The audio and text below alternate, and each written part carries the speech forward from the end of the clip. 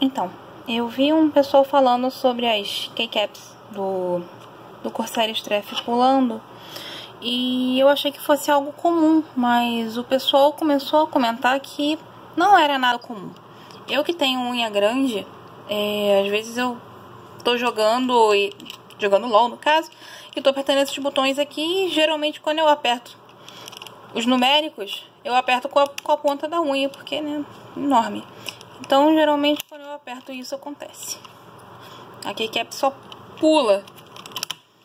E aí, se eu apertar normal, ela não sai. Mas, se eu acabar pressionando com a ponta da unha, ela solta. Não é só o 4, outros botões também.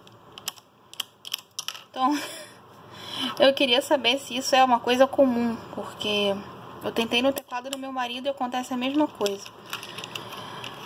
Então, fica aí o questionamento.